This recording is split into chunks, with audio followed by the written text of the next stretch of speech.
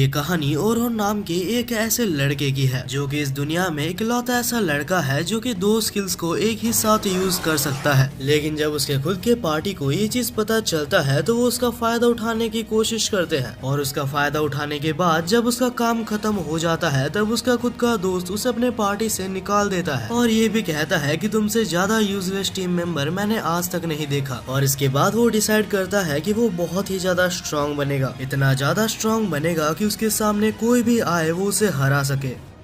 ये सभी कुछ तब शुरू होता है जब हम ओरुन को एक डंजन में देखते हैं जहाँ पर हमें कुछ रैबिट मॉन्स्टर्स दिखाए जाते हैं जो कि ओरुन को देख के सोच रहे थे कि हमें एक बहुत ही इजी टारगेट मिल गया है। और जैसे ही वो रैबिट्स ओरुन के ऊपर हमला करते हैं अगले ही पल वो रैबिट्स मर गए थे और जैसे ही वो मरते हैं तो उनके अंदर से कुछ क्रिस्टल्स निकलते हैं। और ये सब देखने के बाद वो रैबिट्स ग्रुप में ओरुन के ऊपर हमला करते हैं, लेकिन ग्रुप में हमला करने के बावजूद भी हमारे मेन कैरेक्टर को इससे कोई भी फर्क नहीं पड़ता। और तब ओरुन अपने की तरफ देखते हुए कहता है कि मुझे लगा था कि मैं बहुत ही ज्यादा वीक हो गया हूँ, लेकिन शायद मैं इतना ज्यादा भी वीक नहीं हुआ। और इसके बाद वो सारे क्रिस्टल्स की तरफ देखते हुए कहता है कि हाँ मैं एक स्वॉर्ड्समैन अभी भी बन सकता हूँ। और इससे पहले कि वो कुछ और कह पाता उसके सामने बहुत ही ज्यादा खतरनाक गॉब्लिन्स आ जाते हैं। और अब उन गॉब्लिन्स को देखते हुए ओरुन कहता है कि मुझे पता था कि मैं इन डंजन्स में कभी भी फ्री नहीं बैठ सकता। और तब वो कहता है कि चलो इसी बहाने मैं कुछ नया ट्राई करके देखता हूँ। और क्योंकि ओरुन दो एलिमेंट्स को यूज कर सकता था तो अपना सेकंड एलिमेंट को यूज करता है। और इसके बाद ही हम देखते हैं कि ओरुन अपने पर स्ट्रेंथन मैजिक का यूज करता है। और जानकारी के लिए बता दूं कि इन गॉब्लिन्स के लिए स्वॉर्ड और स्ट्रेंथन मैजिक का कॉम्बिनेशन कोई नर्क से कम नहीं है। और इसके बाद ओरुन कहता है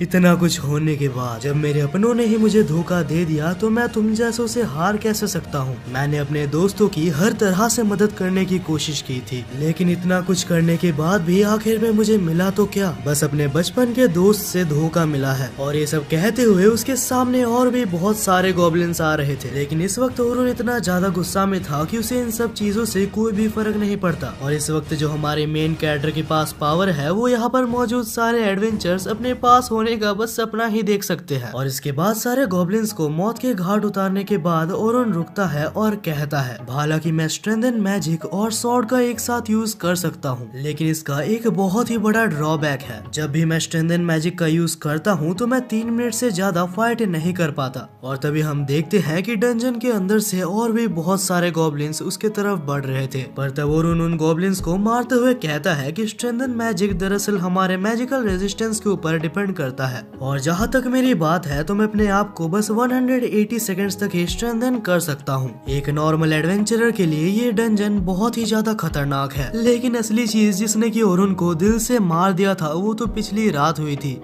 और इसके बाद ही हमें पिछली रात का सीन दिखाया जाता है जहां ओरुन के पास उसके लॉयल पार्टी मेंबर्स आते हैं और कहते हैं हे ओरुन, हमारे पास तुम्हारे लिए एक बहुत ही ज्यादा इम्पोर्टेंट न्यूज है। हम सभी ने मिलकर ये डिसाइड किया है कि हम तुम्हें हमारे गिल्ड से निकालने वाले हैं। और ये सुन के मानो कि ओरुन के पैरों तले जमीन ही खिसक गई थी। तब ओरुन खड़ा होता है और कहता है मुझे पता है कि तुम किसी तरीके का मजाक कर रहे हो, क्यों है ना ओलिवर जो कि उसके गिल्ड का लीडर था और ओरुन का बचपन का दोस्त था। वो कहता है कि क्या तुम्हें समझ नहीं आता, हम तीनों ने मिलकर ये डिसाइड किया है कि हम तुम्हें हमारे पार्टी में नहीं रखने वाले। तब टीम का एक और मेंबर कहता है कि तुम बस एक पावरलेस एडवेंचरर हो और अगर तुम हमारे टीम में रहोगे तो हमारा टीम कभी भी आगे नहीं बढ़ पाएगा। और उनको अभी तक लग रहा था कि ये किसी तरह का मजाक है, लेकिन तब ओलिवर फिर से कहता है कि क्या तुम्हें समझ नहीं आता, मैं तुम्हें यहाँ से जाने के लिए कह रहा हूँ। और ये सब सुन के और उनको 8 साल पहले का सीन याद आता है जहाँ हमें बताया जाता है कि इन दोनों ने ही इस पार्टी को क्रिएट किया था और हमेशा से ही वो दोनों ही मिलके सारे एडवेंचर्स को किया करते हैं। यहाँ तक कि वो दोनों ने मिलके एक डंजन को 94th लेवल तक भी पार किया था। और किसी भी डंजन में इतने ऊपर तक जाना किसी नॉर्मल एडवेंचरर का काम तो बिल्कुल भी नहीं है।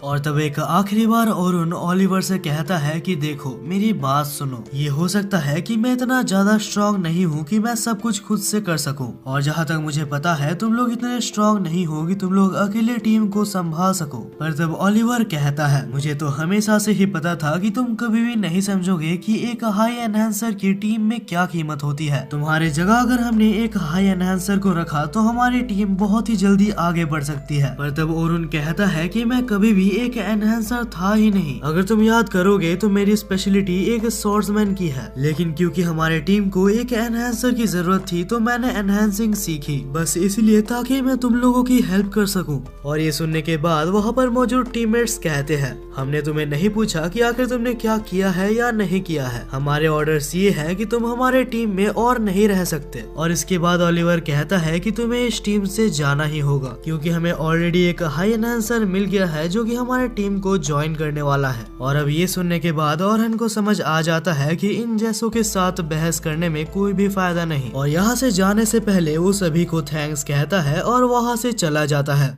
वहीं पर डंजन में हमें फिर से ओरहन को दिखाया जाता है जो कि कहता है, जब से मुझे पार्टी से निकाला गया है तब से मैं हर रोज डंजन में आके प्रैक्टिस करता हूँ, और इतने दिनों के प्रैक्टिस के बाद मैंने अपना एक कम्प्लीटली डिफरेंट कॉम्बैट स्टाइल बना लिया है। मैं अपने आप से वादा करता हूँ कि मैं इतना ज्यादा स्ट्रॉन्ग बनूंगा कि इसके बाद कोई भी मुझे यूजलेस ना कह पाए। अब इसके कुछ टाइम बाद हमें दिखाया जाता है कि ओरहन आगे बढ़ते हुए टेलीपोर्टेशन क्रिस्टल तक पहुँच जाता है, जहाँ ओरहन अपने रिकॉर्ड्स को टेलीपोर्टेशन क्रिस्टल पर ट्रैक करता है और तभी उसे कुछ आवाजें आती हैं। तभी हम देखते हैं कि कुछ एडवेंचरर्स बहुत ही ज्यादा घबराए हुए थे और दौड़ते हुए टेलीपोर्टेशन क्रिस्टल की तरफ आते हैं। तब ओरहन उन एडवेंचरर्स को देखता है और उन्हें इग्नोर करके वहां से जाने लगता है। और तभी हम उन एडवेंचरर्स के लीडर को देखते हैं जो कि कहता है, वो ऑर्क्स काफी ज्यादा ताकतवर थे, हम अपनी जान बचा के जैसे तैसे आ गए हैं, लेकिन आखिर उस लड़की का क्या जिसने हमें आज ही ज्वाइन किया था। वैसे भी अगर मैं उस लड़की को बचाने के लिए रुकता तो हम सभी मारे जाते।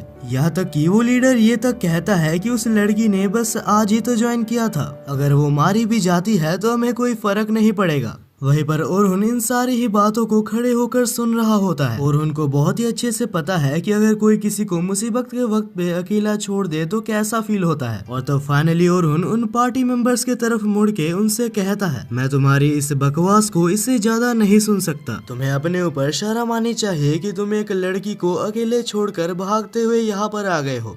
और ये सब सुन के उनके पार्टी में से एक मेंबर बहुत ही ज्यादा गुस्सा हो जाता है और यहाँ तक कि वो ओरहन के ऊपर हमला भी करता है, लेकिन ऐसे कमजोर अटैक से हमारे ओरहन को कोई भी फर्क नहीं पड़ता। ओरहन बहुत ही इजीली उस एडवेंचरर को नॉकआउट कर देता है। वहीं पर हम डंजन के दूसरी साइड देखते हैं जहाँ पर उस लड़की के ऊपर बहुत सारे गॉब्लिन्स अटैक कर रहे थे। वो लड़की बहुत ही ज्यादा बुरी तरीके से डर चुकी थी, उसे लगा नहीं था कि आज कोई भी उसे मरने से बचा सकता है। यहाँ तक कि वो अपने आप को बचाने की भी कोशिश करती है, लेकिन उसका मैजिक काफी ज्यादा कमजोर था। और इतने में ही वो ऑर्क्स उस लड़की के ऊपर हमला करने वाले थे, और जैसे ही उस लड़की को लगता है कि वो मरने वाली है तभी अचानक से सामने ओरहन आ जाता है, और आते साथ ही ओरहन अपने एरो शॉक की मदद से सारे ऑगर्स को एक ही सेकंड के अंदर मार डालता है। ओरहन को देख के वो लड़की सोचती है कि आखिर ये कौन है। वहीं पर हम ओरहन को देखते हैं जिसके सामने और भी ज्यादा ऑगर्स आ रहे थे। तब ओरहन अपने सीक्रेट एबिलिटी का यूज करते हुए अपने स्वॉर्ड्समैनशिप को अपने एनहेंसर एबिलिटीज के साथ मिक्स करता है, और इस तरह के मैजिक को देख के उस लड़की को कुछ भी समझ नहीं आता, क्योंकि इससे पहले क्लोज कॉम्बैट और सपोर्ट मैजिक एक साथ यूज करते हुए उसने कभी भी नहीं देखा था। वहीं पे हम देखते हैं कि इस बार ओरहन कुछ और भी नया ट्राई करता है। तब हम देखते हैं कि ओरहन अपने स्वॉर्ड के ऊपर शार्पन एबिलिटी का यूज करता है, और इसके बाद देखते ही देखते ओरहन सारे ऑर्क्स को खत्म कर देता है। और ये सब खत्म होने के बाद फाइनली वो लड़की चैन की सांस लेती है। यहाँ तक कि वो लड़की इतना ज्यादा डर गई होती है कि वो रोने ही लगती है। और अब इसके अगले सीन में हम ओरहन को देखते हैं जो कि उस लड़की को बाहर ले आता है, और उसे सेफली बाहर ले आने के बाद ओरहन अपने रास्ते जाने लगा था। लेकिन तभी वो लड़की ओरहन को बुलाती है, और तब वो अपने आप को इंट्रोड्यूस करते हुए कहती है, मुझे नहीं पता कि आखिर तुम कौन हो, लेकिन आज मेरी जान बचाने के लिए तुम्हारा बहुत बहुत शुक्रिया, और मेरा नाम सोफिया क्लोडेल है। तब ओरहन कहता है कि अरे मुझे माफ करना, मैंने तुम्हें अपना नाम नहीं बताया। और तब ओरहन सोफिया को अपना इंट्रोडक्शन देता है, एंड इसके बाद ही हम सोफिया को देखते हैं जो कि काफी ज्यादा शर्मा रही थी। और तब सोफिया कहती है, ओरहन मैं चाहती हूँ कि आज तुम मेरे साथ डिनर पे चलो। एक्चुअली ये सोफिया का वे था ताकि वो ओरहन को थैंक्स कह सके, और सोफिया का ये चेहरा देख के ओरहन उसे मना नहीं कर पाता। अगले सीन में हम सोफिया और ओरुन को देखते हैं जो कि एक छोटे से रेस्टोरेंट में जाते हैं। तभी सोफिया कहती है कि भले ये कोई महंगा रेस्टोरेंट नहीं है, लेकिन मुझे यहाँ का खाना काफी ज्यादा पसंद है। तभी ओरुन सोफिया के कपड़े पे एक क्रेस्ट को नोटिस करता है और ये क्रेस्ट नाइट स्काई के नाम से जाना जाता है। ये यहाँ पर मौजूद one of the biggest guilds में से एक का साइन है। और जैसे ही ये दोनों रेस्टोरेंट के अंदर एंटर करते हैं तो हम वहाँ पर एक और लड़की को देखते हैं और वो लड़की सोफिया को देख के अपनी छोटी बहन बुलाती है। और ये देखते ही ओरुन को अचानक से कुछ भी समझ नहीं आता, क्योंकि ओरुन तुरंत ही पहचान लेता है कि आखिर ये लड़की कौन है। तब सोफिया की बड़ी बहन ओरुन को देखती है और स्माइल करती है और तब ओरुन भी सोफिया की बड़ी बहन से कहता है, वेल हमें मिले हुए काफी टाइम हो चुका है। और ये देख के सोफिया को कुछ भी समझ नहीं आता। तब सोफिया उन दोनों को ही देखती है और कहती है, तो इसका मतलब कि तुम दोनों एक दूसरे को पहले से ही जानते हो। और तभी हमें बताया जाता है कि इस लड़की का नाम सलमा क्लोडल है और ये एक बहुत ही बड़े एस रैंक गिल्ड की लीडर है। और तब हम सलमा को देखते हैं जो कि ओरुन की तरफ देखते हुए कहती है, ओरुन क्या तुम और मेरी बहन कोई रिलेशनशिप में हो? तब ओरुन कहता है कि अरे नहीं, ऐसा कुछ भी नहीं है। सोफिया ने आज मुझे यहाँ पर बुलाया है ताकि वो मुझे थैंक्स कह सके। और सभी कुछ जानने के बाद फाइनली सलमा कहती है कि तुम्हारा बहुत बहुत शुक्रिया, तुमने मेरी बहन की जान बचाई है। और इसके बाद ही हम देखते हैं कि वो तीनों ही एक जगह पर बैठे थे, जहाँ सोफिया पूछती है कि क्या तुम सस्पेंस को बंद करोगे और मुझे बताओगे कि आखिर तुम दोनों एक दूसरे को कैसे जानते हो? और तब सलमा कहती है कि ओरुन कोई ऐसा वैसा एडवेंचरर नहीं है, असल में ओरुन लेजेंडरी हीरोज पार्टी का एक मेंबर है। और ये सुन के मानो सोफिया को विश्वास ही नहीं होता, लेकिन तब ओरुन कहता है कि मैं उनके पार्टी का और मेंबर नहीं रहा। और इसके बाद ही ओरुन के साथ जो कुछ भी हुआ वो सभी कुछ उसको बता देता है। और ये सब सुनने के बाद सलमा कहती है, ये सुन के मुझे काफी ज्यादा बुरा लगा, लेकिन मेरे पास तुम्हारे लिए एक ऑफर है। हमारे गिल्ड में रिसेंटली कुछ नए एडवेंचरर्स आए हैं और उन एडवेंचरर्स को हम बहुत ही ज्यादा इंटेंस ट्रेनिंग देने वाले हैं, क्योंकि बहुत ही जल्दी हमारा गिल्ड उन्हें साउदर्न डंजन के 57th फ्लोर तक ले जाने वाला है। और ये सुन के ओरुन कहता है कि ये मिशन तो काफी ज्यादा डेंजरस है, यहाँ तक कि ए और बी रैंक के एडवेंचरर्स भी वहाँ पर बहुत ही मुश्किल से सरवाइव कर पाते हैं। और तब सलमा कहती है कि बस इसीलिए मैं चाहती हूँ कि तुम उनके साथ जाओ, क्योंकि ओरुन मुझे पता है कि तुम क्या कर सकते हो। अगर तुम उनके साथ रहोगे तो मैं बेफिक्र रह सकती हूँ कि उन्हें कुछ भी नहीं होगा, क्योंकि मुझे पता है कि हर 10 लेवल के बाद जो बॉस मॉन्स्टर आता है उन्हें वो नहीं हरा सकते। और उनकी जिंदगी के लिए मैं बस तुम पर ही भरोसा कर सकती हूँ। लेकिन तभी अचानक से ओरुन को अपना पास्ट याद आने लगता है और तब हम ओरुन को देखते हैं जो कि कहता है, मुझे माफ करना, लेकिन मुझे तुम्हारे इस ऑफर को मना करना पड़ेगा। दरअसल यहाँ पर ओरुन को फिर से एक एनहेंसर की तरह काम नहीं करना था। लेकिन इसके बाद ही सोफिया भी ओरुन को कहती है कि प्लीज हमारे साथ चलो, हमें तुम्हारी काफी ज्यादा जरूरत है। और ये सुनने के बाद ओरुन मना नहीं कर पाता और तब ओरुन उन दोनों के साथ जाने के लिए मान जाता है। लेकिन तब वो सलमा से कहता है कि इस बार मैं एक स्वॉर्ड्समैन बन चुका हूँ और अगर कल से मैं तुम्हारे पार्टी में आता हूँ तो मैं एक स्वॉर्ड्समैन की तरह आऊंगा। लेकिन उस वक्त सलमा इस बारे में ज्यादा नहीं सोचती और तब वो कहती है, अगर ऐसा है तो हमारे पार्टी में तुम्हारा बहुत बहुत स्वागत है। अब इसके अगले सुबह ही हमें दिखाया जाता है कि ओरुन सिल्वर रैबिट गिल्ड में जाता है और तभी हम ओरुन को देखते हैं जो कि सिल्वर रैबिट गिल्ड के हेड से मिलता है। वहाँ पर जाने के बाद सबसे पहले वो दोनों एक दूसरे से बातचीत करते हैं और तभी सिल्वर रैबिट का हेड ओरुन से कहता है, अच्छा तो तुम ओरुन हो, मैंने तुम्हारे बारे में पहले बहुत ज्यादा सुना है। मुझे इतना पता है कि तुम हीरोज पार्टी में काम कर चुके हो और मैं पहले से ही चाहता था कि तुम हमारे गिल्ड में शामिल हो जाओ, क्योंकि मुझे अच्छे से पता है कि तुम किस काबिल हो। और इसके बाद वो तीनों ही एक मीटिंग के लिए एक जगह पर बैठ जाते हैं, जहाँ विंस और सलमा ओरुन को बताते हैं कि आखिर इस प्लान में उन्हें क्या क्या करना है। तब सलमा ओरुन को बताती है, हमारे गिल्ड का ये एम है कि वो इस बार डंजन के जितने अंदर तक जा सके उतने अंदर तक जाए। और इस बार हमारे गिल्ड को एक बहुत ही इम्पोर्टेंट इन्फॉर्मेशन पता लगी है। हमें पता चला है कि डंजन के आखिरी स्टेज पे एक बहुत ही इम्पोर्टेंट और वैल्यूएबल चीज है और हमारा सेकंड एम ये है कि हमें उसे हासिल करना है।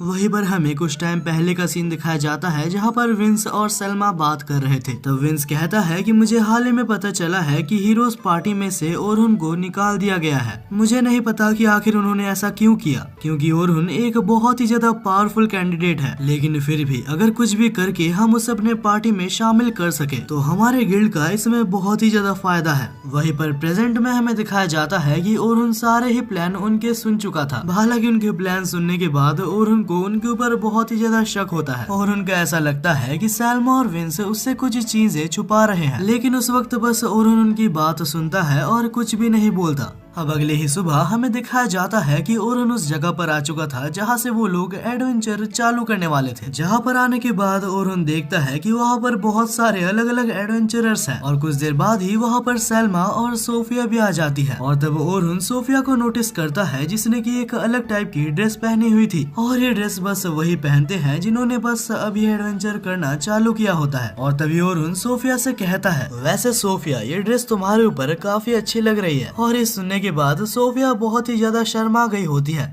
तभी सोफिया पूछती है कि ओरुन क्या तुम मुझे बताओगे कि आखिर तुम अभी कहाँ पर रह रहे हो। लेकिन तभी सैल्मा कहती है, एक सेकंड, तुम्हें ये क्यों जानना है कि आखिर ओरुन कहाँ रहता है? मुझे तुम दोनों के इरादे कुछ सही नहीं लग रहे। तभी सोफिया कहती है कि अरे ऐसा कुछ भी नहीं है, आप बहुत ही ज्यादा सोच रही हो। और अभी ये सब बातें हो जाने के बाद सोफिया अपने टीम की तरफ चली जाती है। हम देखते हैं कि नए एडवेंचरर्स के लिए एक नई पार्टी बनाई गई होती है और क्योंकि पहली बार के लिए ये एडवेंचरर्स किसी डंजन में जा रहे हैं तो ये लोग काफी ज्यादा नर्वस थे। वहीं पर हम सैल्मा और ओरुन को देखते हैं जो कि अपने अलग पार्टी में चले जाते हैं और इस पार्टी में ज्यादातर एडवेंचरर्स ए रैंक के थे ताकि अगर आगे कुछ भी गलत हो तो ये लोग उसे आराम से संभाल सके। और तभी हमें बताया जाता है कि इनका नाम एंथम, बर्नार्ड और केथी है। हालांकि ये तीनों ही खुद में काफी ज्यादा ताकतवर थे, लेकिन जब उन्हें ओरुन के बारे में पता चलता है तो उसकी स्पेशलिटीज सुन के वो लोग काफी ज्यादा इम्प्रेस होते हैं। और तभी सीन चेंज होता है और हमें कुछ टाइम पहले का सीन दिखाया जाता है जहाँ पर विंस सैल्मा से कह रहा था, क्योंकि हमारे टीम में अभी ओरुन आ चुका है तो हमारा टारगेट अभी बहुत इजी हो जाएगा। अगर ओरुन हमारी हेल्प करता है तो हमारा गिल्ड फिर से टॉप पे जा सकता है। वहीं पर हम प्रेजेंट में देखते हैं जहां सैल्मा को रिग्रेट सा फील हो रहा था। ना जाने क्यों उसे लग रहा था कि वो लोग ओरुन का गलत फायदा उठा रहे हैं। हालांकि विंस ने सैल्मा को ये टास्क दिया था कि उसे ओरुन के साथ मिलके 51th फ्लोर तक पहुंचना है। और अब इसके बाद ही हम देखते हैं कि वो सभी लोग रूकीज के सामने जाके खड़े हो जाते हैं क्योंकि वो नए एडवेंचरर्स ओरुन के बारे में कुछ भी नहीं जानते। तब सैल्मा कहती है कि ये जो हैंडसम लड़का तुम्हें दिख रहा है इसका नाम ओरुन है और ये पहले हीरोज पार्टी का मेंबर रह चुका है और तुम जितना भी सोच सकते हो ये बंदा उससे ज्यादा पावरफुल है। और सबसे शॉकिंग बात ये है कि इसने अकेले ही 91th फ्लोर तक डंजन को कवर कर रखा है।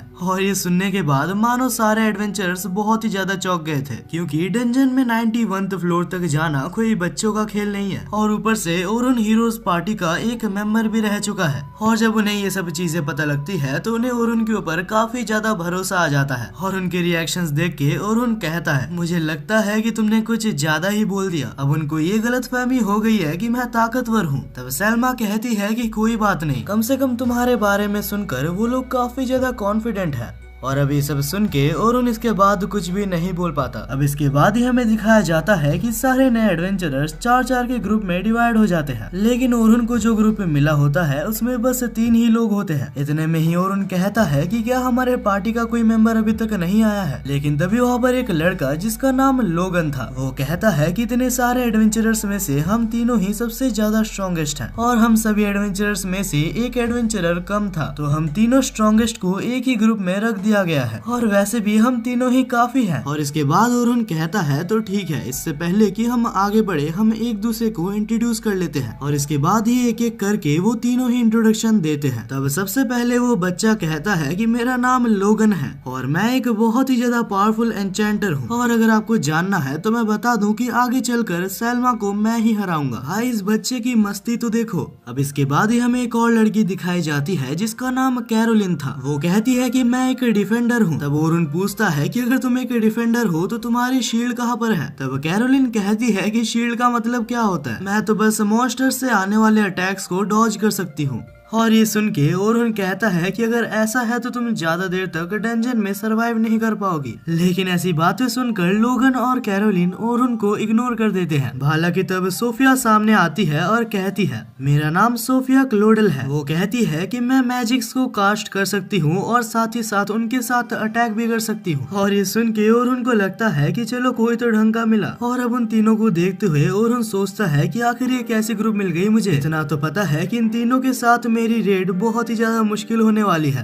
अब इसके बाद ही हम डंजन के अंदर देखते हैं जहाँ कैरोलिन कहती है, और मुझे लगता है कि हीरोज पार्टी को छोड़ के तुमने बहुत ही अच्छा काम किया। मुझे तो लगता है कि तुम्हें उनसे रिवेंज लेना चाहिए। वैसे भी तुम सिल्वर रैबिट गिल्ड में आए हो जो कि हीरोज पार्टी का दुश्मन है। तब ओरुन कहता है कि मुझे किसी तरीके का रिवेंज नहीं लेना। मुझे पता था तुम किसी का बुरा नहीं सोच सकते। सोफिया ने मुझे बताया था कि तुम बहुत ही अच्छे आदमी हो। और ये सुन के सोफिया बहुत ही ज्यादा शर्माने लगती है। लेकिन तब अचानक से डंजन में से कुछ वुल्फ्स निकल के उनके पर हमला करने लगते हैं। हालांकि कुछ ही देर में वो सारे ही वुल्फ्स एलिमिनेट हो जाते हैं, क्योंकि ओरुन को पहले से पता था कि डंजन में कभी भी कुछ भी हो सकता है। और वैसे भी ओरुन ये सोच के आया था कि वो छोटे मोटे फाइट्स को इग्नोर करेगा, क्योंकि उसके पास इतना टाइम नहीं है और उसे 51th फ्लोर तक पहुंचना है। अब इसके बाद ही हमें कुछ टाइम बाद का सीन दिखाया जाता है जहां वो लोग 20th फ्लोर तक पहुंच चुके थे। और जैसा ओरुन ने इन तीनों के बारे में सोचा था, ये तीनों उनसे काफी ज्यादा डिफरेंट है। लोगन, जिसके बारे में ओरुन ने सोचा था कि ये कोई काम का नहीं है, वो असल में इतना ज्यादा ताकतवर है कि अगर वो चाहे तो वो ए रैंक की टीम में भी शामिल हो सकता है। कैरोलिन, जिसने बोला था कि वो बस डॉज ही कर सकती है, असल में उसका स्पीड इतना ज्यादा है कि कोई उसे पकड़ ही नहीं सकता। और वो कुछ डैगर्स का भी यूज करती है अपने सेफ्टी के लिए। और इसके बाद ही हमारी सोफिया आती है जो कि काफी अच्छी मैजिक कर लेती है। लेकिन देखा जाए तो ओवरऑल ये तीनों अभी भी काफी ज्यादा वीक है और इन्हें अभी भी एक प्रॉपर गाइडेंस की जरूरत है जिनसे कि ये सब कुछ सीख सके। अब इसके अगले सीन में ही हम देखते हैं कि सभी लोग अभी 20th फ्लोर तक पहुंच चुके थे। तब सैल्मा कहती है कि सारे एडवेंचरर्स एक एक करके जाओ और मैजिकल क्रिस्टल में अपने आप को रजिस्टर कर लो, क्योंकि कल से हमारा एडवेंचर 21st फ्लोर से चालू होने वाला है। और इसी के साथ आज का इनका दिन यहीं पर खत्म होता है। अब इसके बाद अगली सुबह हम देखते हैं जहां ओरुन जस्ट सो के उठा होता है और वो जैसे ही न्यूज़पेपर देखता है तो वो बहुत ही ज्यादा गुस्सा हो जाता है, क्योंकि न्यूज़पेपर में ऐसा लिखा गया था कि ओरुन को हीरोज पार्टी से धक्के मार के निकाल दिया गया है। ओरुन उसके बारे में ऐसा कुछ देख के बहुत ही ज्यादा गुस्सा था। लेकिन बात ये है कि अभी उसे कोई भी फर्क नहीं पड़ता कि आखिर वो लोग उसके बारे में क्या कहते हैं।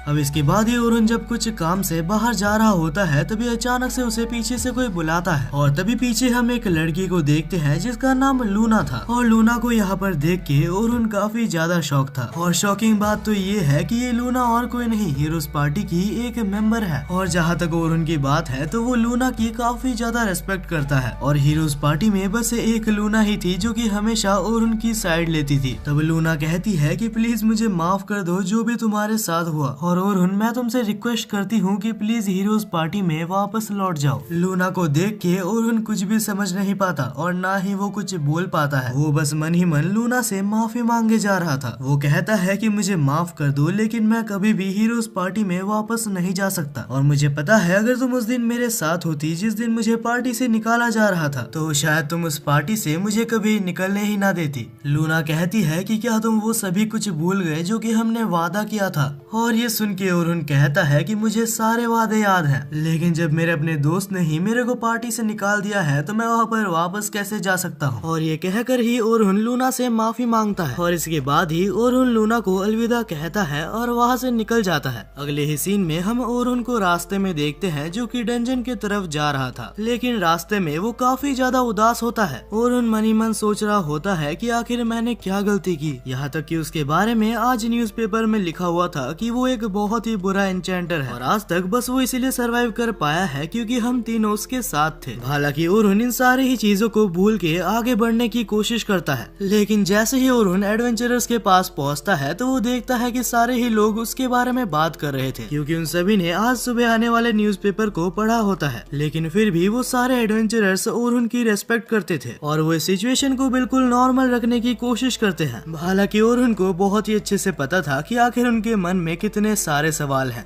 और तभी कैरोलिन पूछती है कि ओरुन मुझे पता है कि आज सुबह जो भी न्यूज़पेपर में आया सभी कुछ गलत है। तभी ओरुन कहता है कि हाँ ये एक तरीके से गलत है, लेकिन ये इन्फॉर्मेशन पूरी तरीके से गलत नहीं है क्योंकि मैं इतना ज्यादा भी स्ट्रांग नहीं हूँ जितना तुम लोग सोचते हो। लेकिन तभी सोफिया बीच में बोलती है कि नहीं ऐसा हो ही नहीं सकता ओरुन, मैंने तुम्हारी ताकत देखी है और तुम काफी ज्यादा स्ट्रांग हो। लेकिन यहाँ पर लोगन के दिमाग में कुछ और ही चल रहा होता है और लोगन अभी ओरुन को बहुत ही ज्यादा वीक समझने लगता है, जिस वजह से लोगन अभी उसकी उतनी ज्यादा रेस्पेक्ट नहीं करता जितना कि वो उससे पहले किया करता था। हालांकि इसके बाद ही हम देखते हैं कि इनका एडवेंचर वहीं से रिज्यूम होता है जहां पर इन्होंने कल एडवेंचर करना बंद किया था। और तब ओरुन उन तीनों से कहता है, यहाँ से हमारा एडवेंचर अभी हार्ड होने वाला है, तो मैं चाहता हूँ कि तुम तीनों अभी के लिए लीड लो। और ये सुन के सोफिया और कैरोलिन काफी ज्यादा खुश होते हैं, लेकिन लोगन उसको इग्नोर कर रहा होता है। और इसके बाद ही धीरे धीरे ये तीनों मिलके डंजन के एक एक स्टेज को क्लियर कर रहे होते हैं। हालांकि इस दौरान उन तीनों को काफी ज्यादा प्रॉब्लम्स भी आती है, लेकिन हमारा ओरुन उन सारी ही प्रॉब्लम्स को आराम से संभाल लेता है। और ऐसे ही करते करते फाइनली ये लोग 31st फ्लोर तक पहुंच जाते हैं।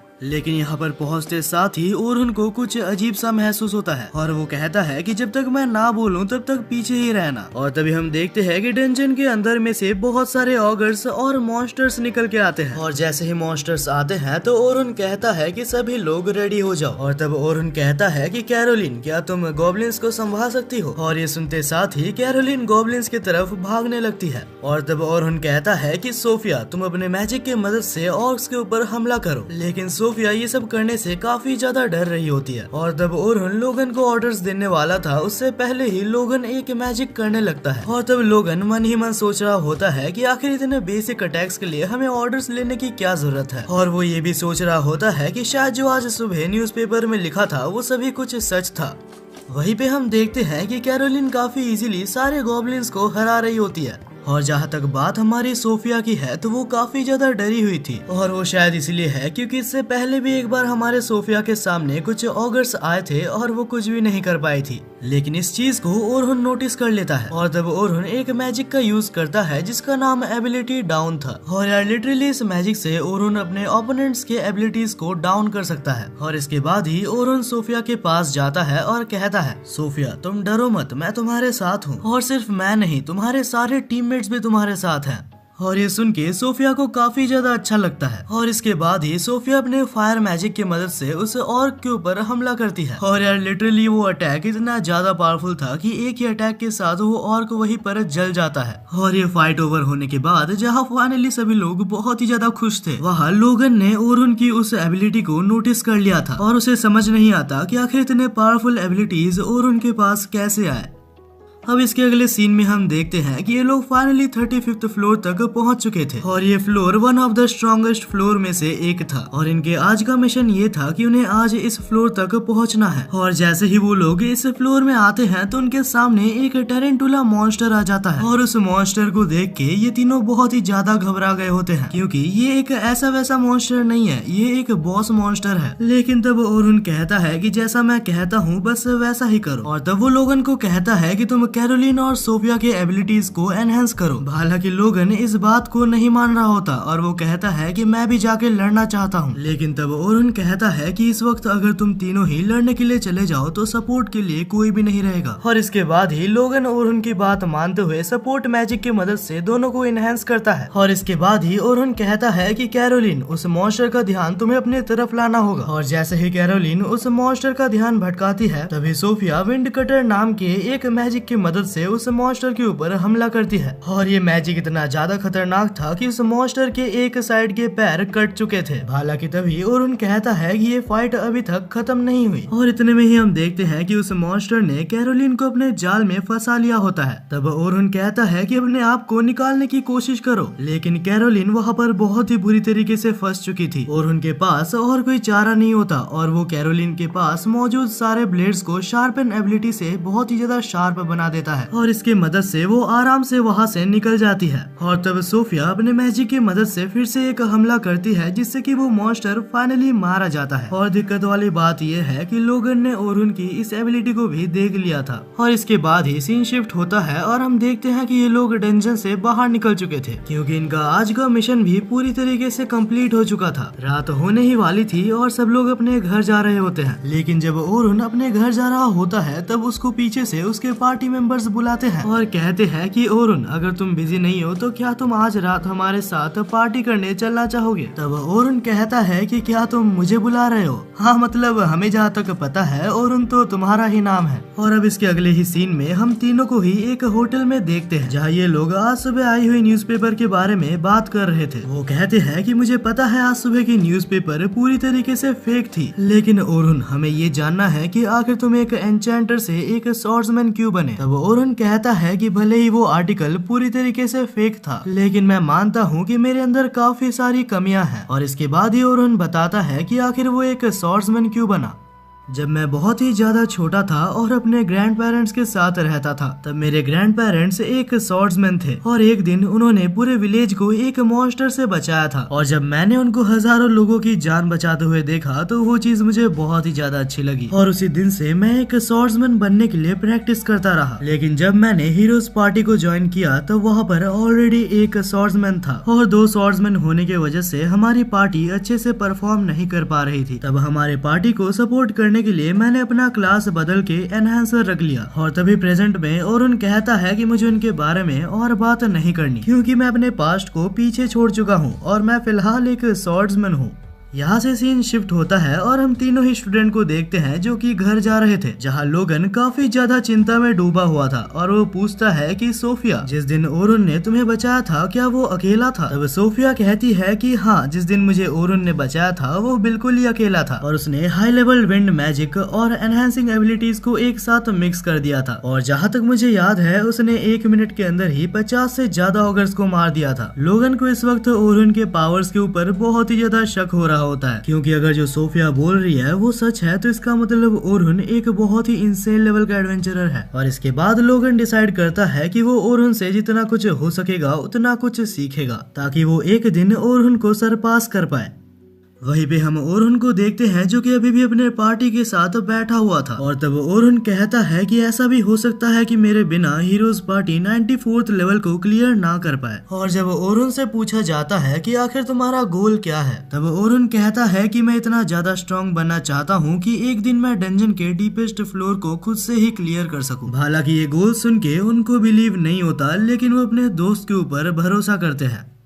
अब अगली ही सुबह हमें हीरोज पार्टी को दिखाया जाता है जो कि डंजन की तरफ जा रहे थे और वहां मौजूद सारे एडवेंचरर्स हीरोज पार्टी को देख के काफी ज्यादा चौंक गए थे। जहां ओलिवर काफी ज्यादा कॉन्फिडेंट लग रहा था, लूना काफी ज्यादा दुखी थी। और तब हमें ओरहन को दिखाया जाता है जो कि अपने आखिरी दिन के लिए उन एडवेंचरर्स के पास आता है, क्योंकि आज के काम के बाद ओरहन का काम यहाँ पर हमेशा के लिए खत्म हो जाएगा। जैसे ही ओरहन वहाँ पर पहुँचता है तो उसके तीनों स्टूडेंट्स उसको वेलकम करते हैं और तब वो कहते हैं कि ओरहन, आज तुम्हारा यहाँ पर आखिरी दिन है, तो आज के मिशन के बाद हमें तुमसे एक चीज मांगना है। और स्पेशली इस गिफ्ट के लिए सोफिया ने मुझे कहा था। सोफिया चाहती है कि आज के मिशन के बाद भी ओरहन कहीं भी ना जाए और हमेशा हमेशा के लिए ही वो सिल्वर रैबिट गिल्ड में साइन कर ले। लेकिन इससे पहले कि सोफिया ये बात ओरहन को कह पाती, ओरहन को कुछ बच्चों से पता लगता है कि हीरोज पार्टी 95th फ्लोर को कवर करने गई है। नहीं पता क्यों, लेकिन ओरहन को ये सुन के बहुत ही ज्यादा बुरा लगता है। हालांकि ओरहन इस चीज के बारे में भूलने की कोशिश करता है। वहीं पे हमें दिखाया जाता है हीरोज पार्टी को जो कि 95th फ्लोर पे थे, जहां हम ओलिवर को देखते हैं जो कि काफी ज्यादा मोटिवेटेड था और वो कहता है कि इस बार हम लोग काफी आसानी से इस लेवल को पार कर लेंगे, क्योंकि अभी हमारे साथ ओरहन जैसा कोई लूजर नहीं है। और लूना को छोड़ के ग्रुप में मौजूद बाकी सारे लोग ओलिवर की इस बात के साथ एग्री करते हैं। और तब हमें बताया जाता है कि 2 दिन पहले हीरोज पार्टी में एक एनहेंसर को लाया गया था और इस एनहेंसर का नाम फिली कारपेंटर है। ओलिवर के हिसाब से फिली कारपेंटर एक बहुत ही ज्यादा स्किल्ड एनहेंसर है और उसका ये भी कहना है कि वो एक और डंजन में 100 लेवल तक भी जा चुकी है। टीम के मेंबर फिली को देख के काफी ज्यादा खुश थे, क्योंकि अभी उन्हें सपोर्ट मैजिक के लिए ओरहन जैसे वीक एडवेंचरर के ऊपर डिपेंड नहीं रहना पड़ेगा। और यहाँ तक कि उन्होंने फिली के लिए एक वेलकम पार्टी भी रखा था। लेकिन फिली को अंदाजा हो गया था कि हीरोज पार्टी के पास बहुत ही ज्यादा पैसा है, लेकिन उनके पार्टी के बीच में ही अचानक से लूना आ जाती है। लूना काफी ज्यादा गुस्सा होती है और पूछती है कि आखिर ओरहन कहाँ पर है। और मुझे सुनने में आया है कि ओरहन ने सिल्वर रैबिट गिल्ड्स को ज्वाइन कर लिया है। ये सुन के ओलिवर काफी ज्यादा चौंक जाता है कि आखिर एक ओरहन जैसा यूजलेस सिल्वर रैबिट गिल्ड को कैसे ज्वाइन कर सकता है। और इसके बाद जब लूना फिर से पूछती है कि आखिर ओरहन कहाँ पर है, तब उसे पता चलता है कि ओरहन को इस पार्टी से निकाल दिया गया है। और इसके बाद ही लूना को नए एनहांसर से इंट्रोड्यूस करवाया जाता है। लेकिन तब लूना उसे इग्नोर करते हुए कहती है कि आखिर तुमने ओरहन को क्यों निकाला।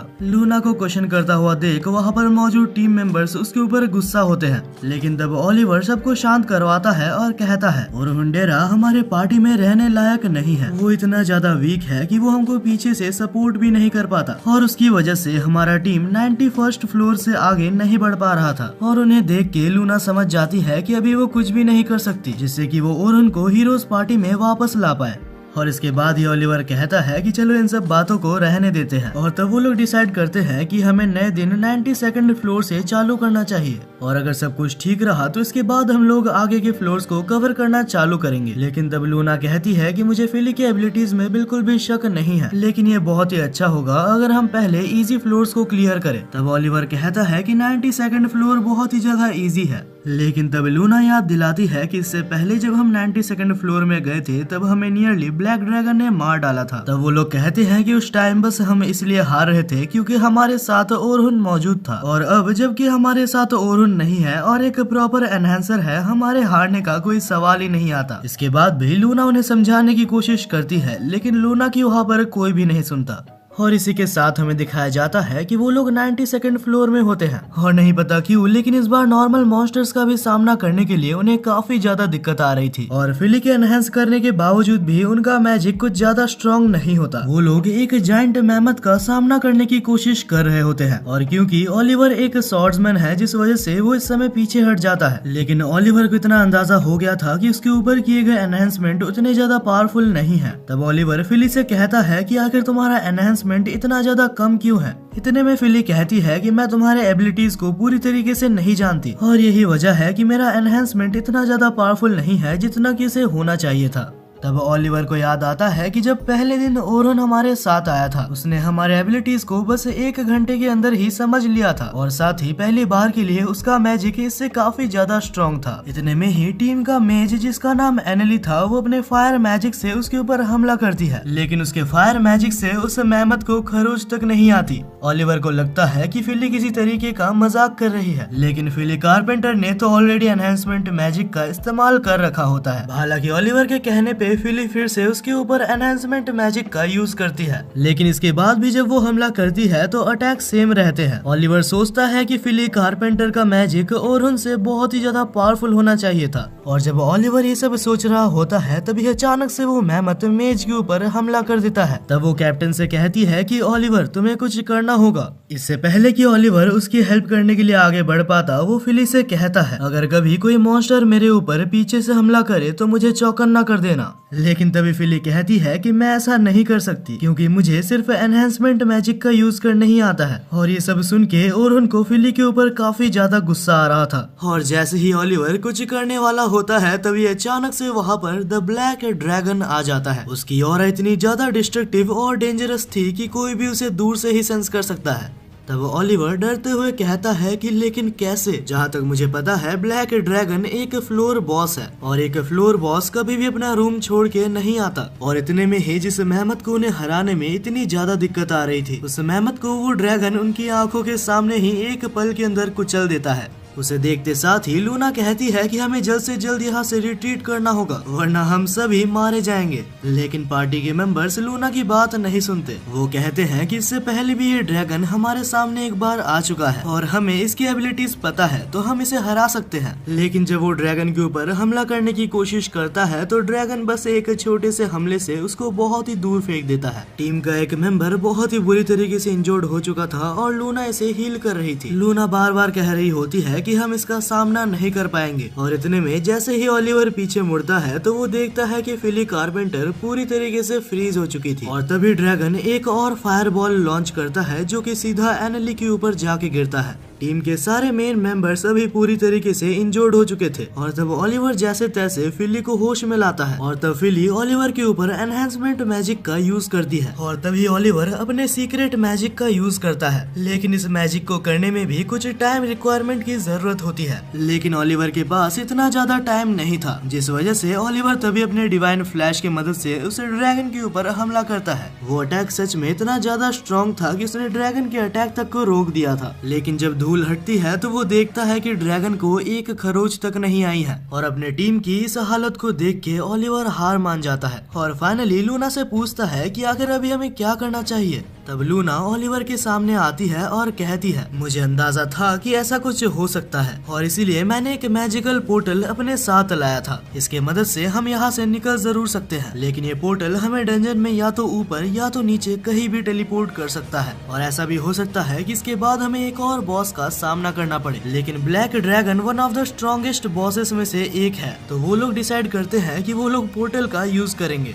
लेकिन जैसे ही लूना पोर्टल ओपन करती है तो तभी अचानक से ड्रैगन पीछे से हमला करता है, जिस वजह से पोर्टल के सामने से सारे ही लोग हट जाते हैं और तभी वो ड्रैगन हमला करने के लिए उनकी तरफ बढ़ता है। लेकिन तब गलती से वो ड्रैगन उस पोर्टल से पास हो जाता है और इसके बाद ही द ब्लैक ड्रैगन यहाँ से गायब हो जाता है, जिस वजह से ये लोग काफी ज्यादा खुश हो जाते हैं। लेकिन तब लूना कहती है कि ये बिल्कुल भी ठीक नहीं हुआ, क्योंकि ऐसा भी हो सकता है कि ड्रैगन एक ऐसे प्लेस पे चला जाए जहाँ पर न्यू एडवेंचरर्स हो। तब लूना गिल्ड से कांटेक्ट करती है और उनके साथ क्या क्या हुआ सारी चीजें उनको बताती है और इसके बाद जल्द से जल्द पूरे डंजन को खाली करवाया जाता है और इसके बाद ही लूना सबको हील करना चालू करती है ताकि वो लोग यहाँ से जल्द निकल सके।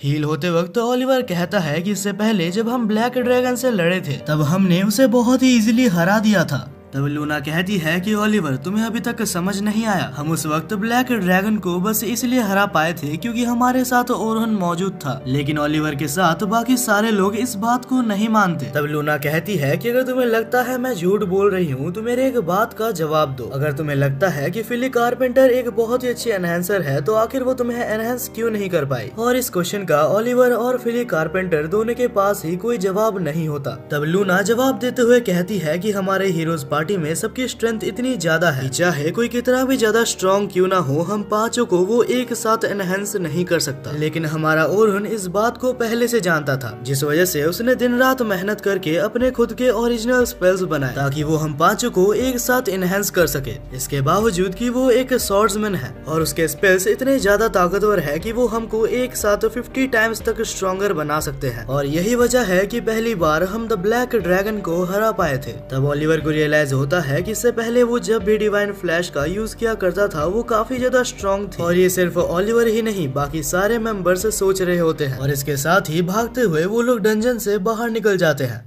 और इसी के साथ आज का हमारा वीडियो यहीं पर खत्म होता है और सच में इस एनिमे की स्टोरी लाइन काफी ज्यादा मजेदार है। अगर आपको इस एनिमे के आने वाले एपिसोड्स की भी एक्सप्लेनेशन चाहिए तो आप चैनल को सब्सक्राइब जरूर से कर लेना। इस एनिमे के अगले पार्ट के लिए इस वीडियो को लाइक और हाइप जरूर से कर देना और कमेंट में मुझे ये बताते हुए जाओ कि आखिर आप इस एनिमे को 10 से कितना रेटिंग दोगे। जहाँ तक मेरी बात है तो मैं इसको 9/10 की रेटिंग देता हूँ। तब तक के लिए मिलते हैं किसी और नए वीडियो में।